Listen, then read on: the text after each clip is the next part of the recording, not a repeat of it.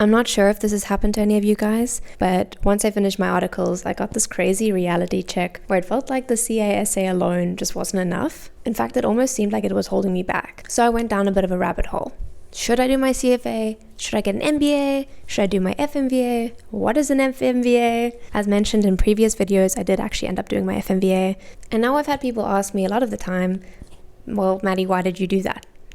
Was the CA not enough? So in this video, I'm going to break down the 3 most common options I get asked about the CASA versus the CFA versus the FMVA. What are they? Who are they for?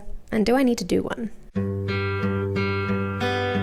Quick definitions. Let's start with the basics. If you're like, what are those acronyms?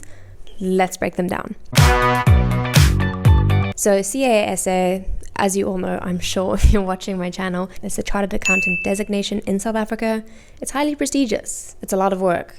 You get your 2 degrees in accounting, then 3 years of articles, oftentimes in audit, and then 2 board exams. And voila, you are a CASA. Not quite yet. You have to pay exorbitant cycle fees, and then you're a CASA.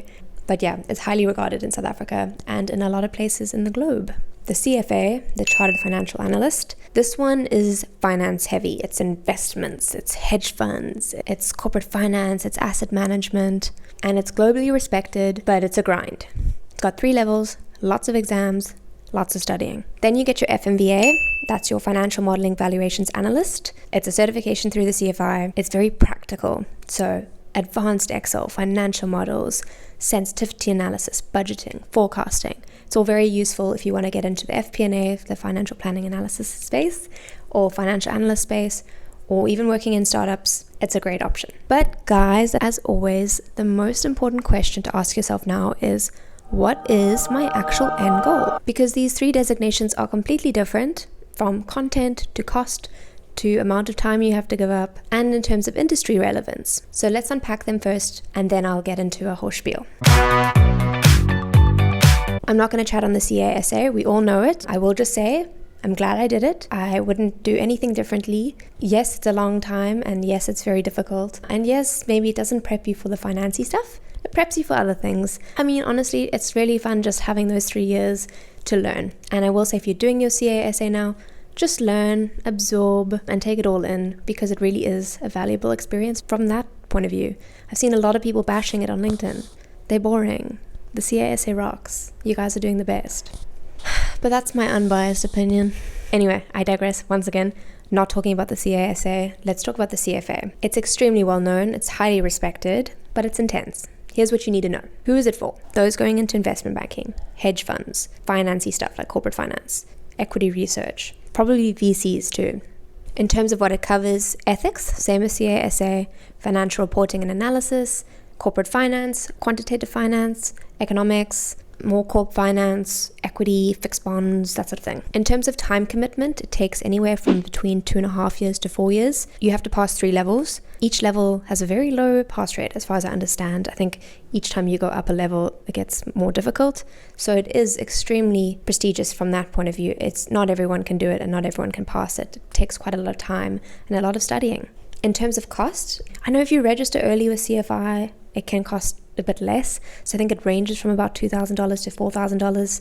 You're probably looking at, on average, at around 40,000 Rand to complete the course, which is definitely expensive. And I don't even know if that includes registration fees. If you have done your CFA, you can let us all know in the comments. And then the reason why it's also so prestigious is because it's not just about passing the exams, it's about getting the work experience. So you need 4,000 hours of work experience to get your CFA. And I know a lot of brave souls during my articles did all 3 sometimes, which is amazing. So it's a great brand signal, but it's not a quick fix. Think about, where do I want to be? Do I want to be in investments in hedge funds and VCs?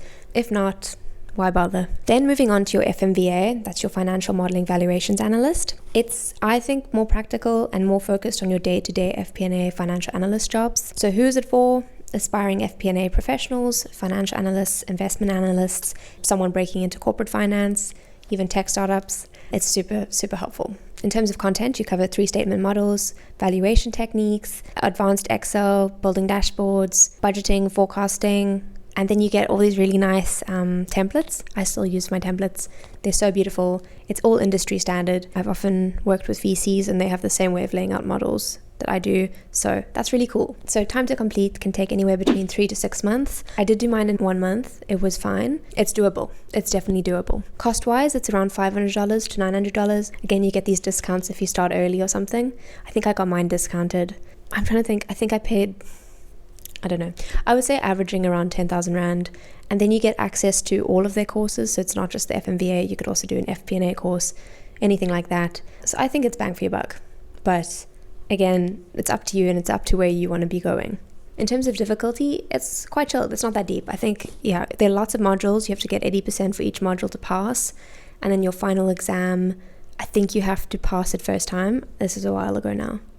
I think you have to pass first time, and I think you need 80 or 90% to get the overall qualification, which sounds like a lot, but it was fine. I felt like I didn't really need to study that much. Like if you're paying attention to all of the modules, it shouldn't be an issue. It's definitely doable. But from my personal experience, I found the FMVA to be really helpful in terms of practical, hands-on experience. It really prepped me for the job I have now, and I feel way more confident in the models I present. Which brings me to my next part, is my experience, not just in my job, but also in chatting to people after articles on breaking into finance and do we need to build on top of the CASA. Here's what I personally found as someone who started in audit and moved into tech, and specifically FP&A in a US tech startup, is that the CASA gave me a broad foundation, but it didn't prep me at all for building financial models, sensitivity analyses, forecasts, nothing like that. That I had to learn on the job, building finances for tech companies. And even then I felt like, this is my work, it's not really industry standard. So I did the FMVA to bridge that gap. The CFI has really beautiful templates, and they are industry standard in terms of how they lay out the models. I learned a lot of cool things that I see in other people's models. Blue means hard-coded and black means formula-driven, and it's things I wouldn't have thought about had I not done the course. So I haven't done my CFA. I'm glad I didn't for me. I think it wouldn't have made that much sense. I'm in tech and software, so it's not really that relevant, I suppose.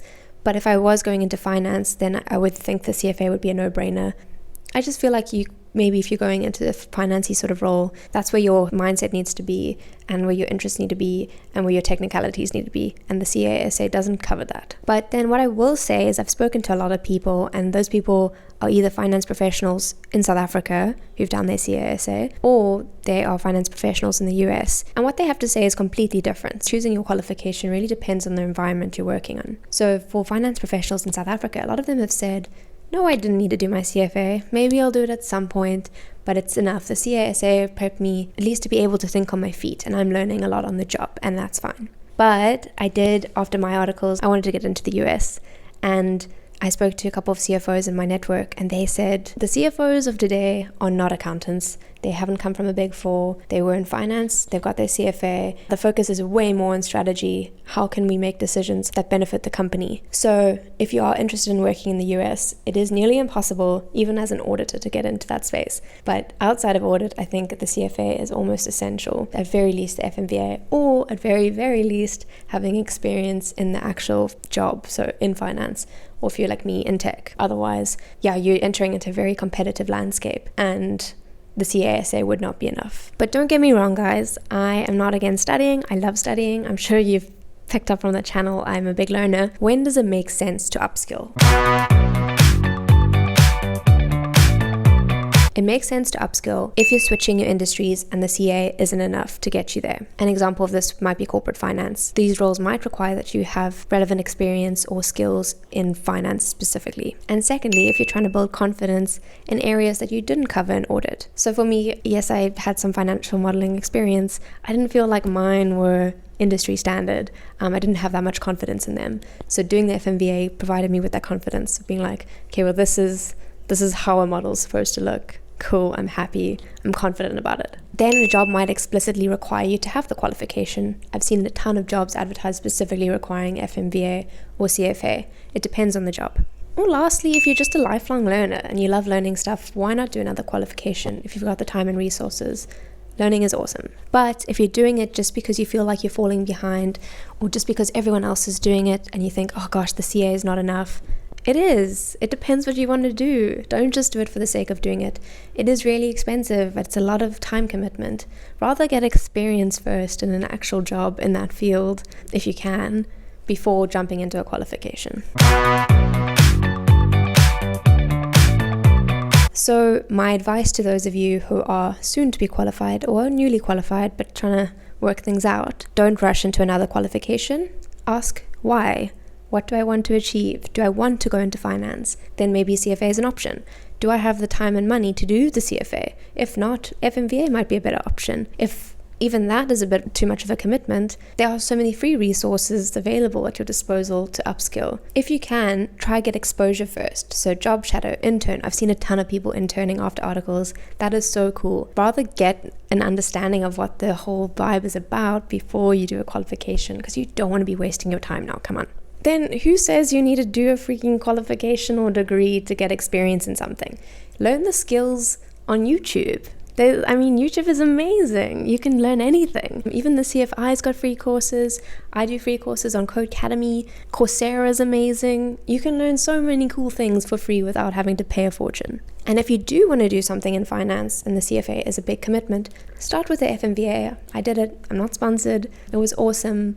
Yeah, highly recommend. But don't assume that the CASA isn't enough, because it absolutely can be. You just need to make sure that you're always open to learning more things and challenging yourself. And that's it.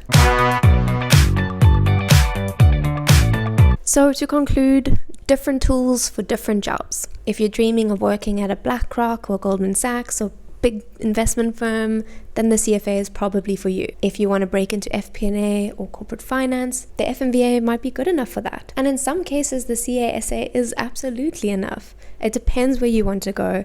I think reach out to people who are in the spaces that you want to be in. Ask how they got there. Maybe they know people who did a more traditional route and are still in finance. You never know unless you ask. And I think networking is always my number one point of advice.